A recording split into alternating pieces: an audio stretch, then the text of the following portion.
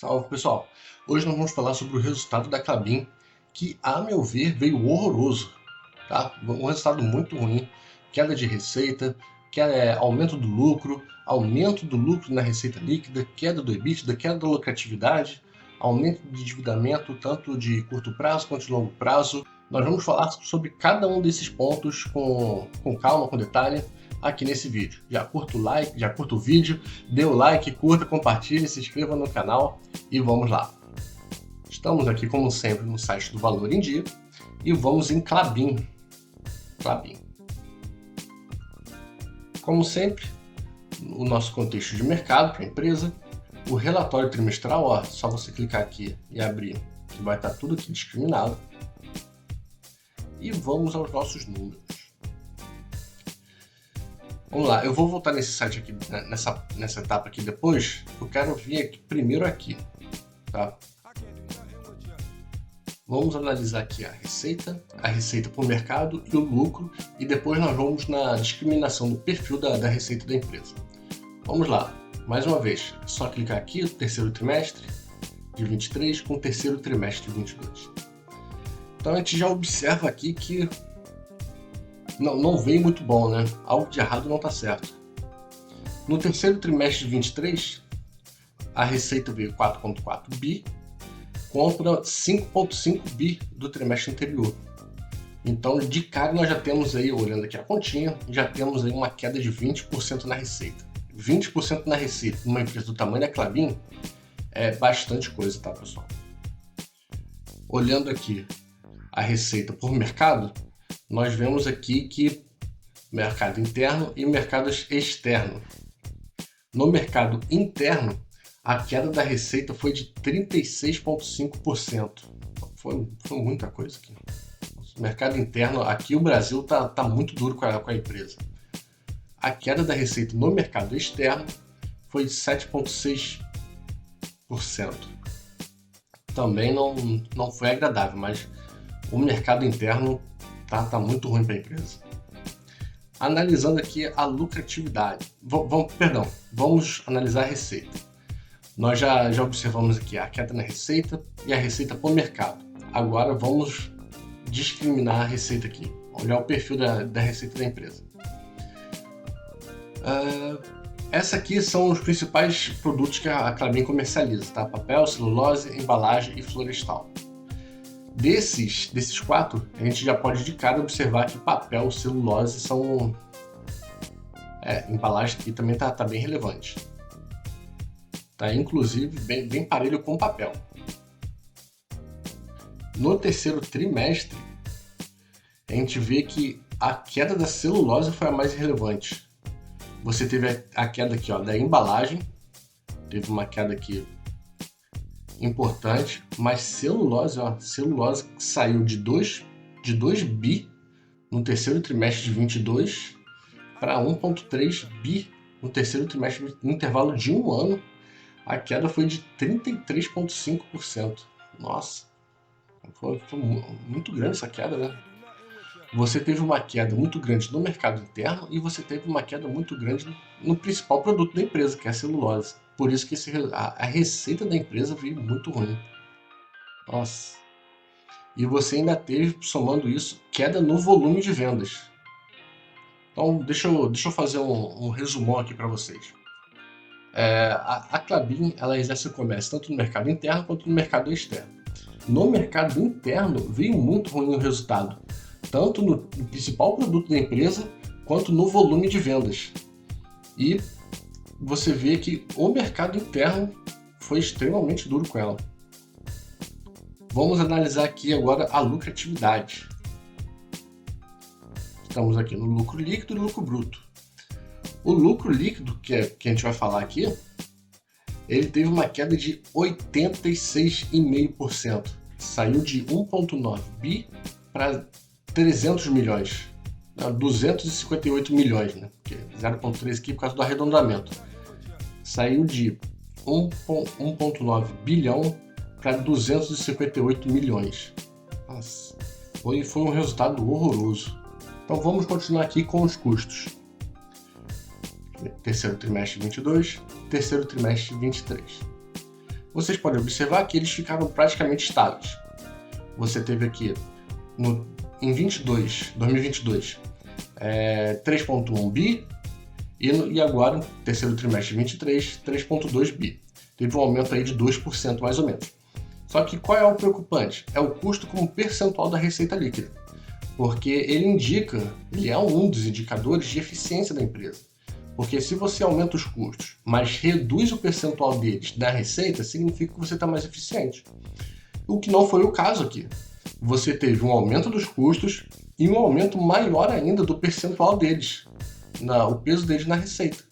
Porque você saiu de 57,7% para 73,6%.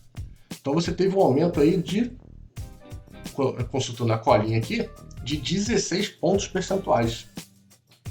É muita coisa, tá, pessoal? A empresa ela reduziu a sua receita, reduziu a sua lucratividade e até o momento ela perdeu eficiência.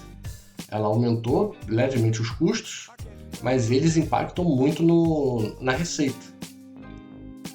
Então, aqui a gente tem a discriminação dos custos, né? Pessoal, madeira, frete, químicos, manutenção, energia, óleo. Então, pessoal e madeira são os principais componentes do custo da empresa. A gente pode ver aqui o peso deles. Vamos à eficiência, nosso EBIT e nosso EBITDA. Consultando, como sempre, aqui o período anual. No terceiro trimestre de 22, a empresa apresentou um EBITDA de 2,3 bi. E esse EBITDA caiu para 1,4 bi. Teve uma queda de 41%. É uma queda muito grande, tá, pessoal? Essa queda na receita da empresa, ela foi muito dura. Tanto no mercado, lembrando que a receita foi principalmente no mercado interno e no principal produto da empresa, que é a celulose. Então, por isso que a gente está observando essa queda também na eficiência da empresa, porque nós vimos que houve um ligeiro aumento dos custos e um peso deles muito grande na receita. Então você vê aqui uma queda na eficiência operacional dela, o quanto que ela consegue gerar de caixa com a atividade dela e, consequentemente, uma queda das margens. Então, continuando. E aqui o endividamento. Nós temos o endividamento. Dívida de curto prazo por moeda, o endividamento total, a dívida líquida sobre o patrimônio líquido da empresa e a dívida líquida sobre o EBITDA. Deixa eu ver se está conseguindo ver aqui. Vamos por partes. Dívida de curto prazo por moeda. Nós temos um aumento muito grande dessa dívida de curto prazo, principalmente em dólar. A dívida de curto prazo em dólar, ela aumentou bastante, tá? Teve um aumento aqui bem relevante. A dívida de curto prazo em real também aumentou. O endividamento total, dívida de longo prazo, dívida de curto prazo. Você vê que isso aqui me interessa, tá? E eu gostei disso aqui, porque grande parte da dívida da empresa é de longo prazo. Eu gosto desse perfil da dívida, tá? Houve um ligeiro aumento, mas nada muito preocupante também. A dívida líquida sobre o patrimônio líquido caiu, porque isso aqui é bem interessante, tá? Então, nós mordemos lá no começo do relatório, agora está soprando. A dívida líquida sobre o patrimônio líquido, o que significa isso? A capacidade que a empresa tem de pagar a dívida real, que é a dívida líquida dela, com o que ela possui de patrimônio, ou seja, com as instalações, com tudo que compõe o patrimônio líquido da empresa, o quanto que ela consegue pagar. E essa redução de 2 para 1,5, isso é muito importante e é positivo, tá? Ponto para a empresa. E a dívida líquida sobre o EBITDA, que é a capacidade que a empresa tem de pagar sua dívida líquida com a atividade operacional dela, com a capacidade de gerar caixa. Isso aqui eu não gostei, porque já quando passa de 3 vezes a dívida líquida sobre o EBITDA, eu já acho que a empresa já está muito alavancada. Já considero um endividamento muito grande para a empresa. Mas por que isso aconteceu? Por causa do EBITDA, da queda do EBITDA, tá? Isso aqui é uma divisão. Você tem a dívida líquida dividido pelo EBITDA. Como o denominador ele caiu muito, o resultado da operação ele sobe. Então você tem um aumento dessa proporção de dívida líquida sobre eficiência operacional de caixa. E vamos aqui ao nosso CAPEX. Como que a empresa está investindo. Então vocês podem ver que houve uma queda do CAPEX, tá?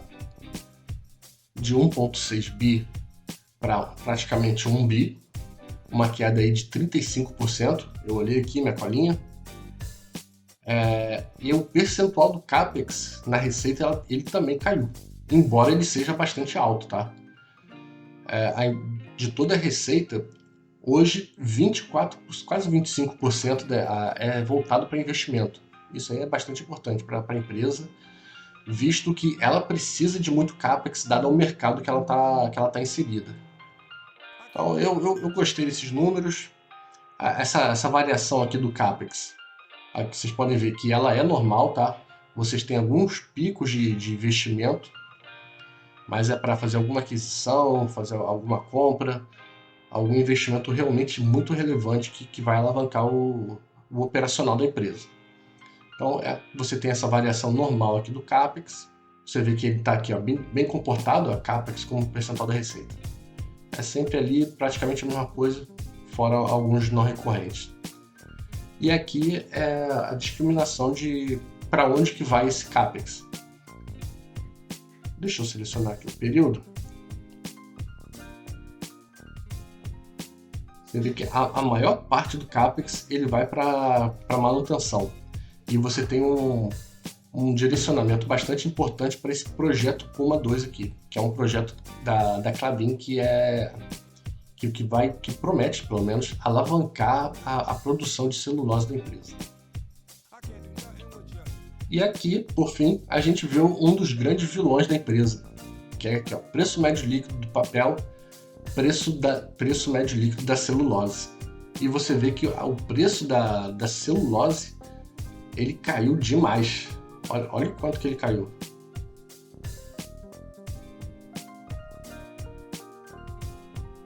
De 3.600 para 2.700 o preço da celulose aqui no Brasil em real. Então por isso que impactou tanto o resultado da empresa. Vou voltar aqui para vocês. Como vocês puderam ver, o resultado da Klabin foi muito ruim.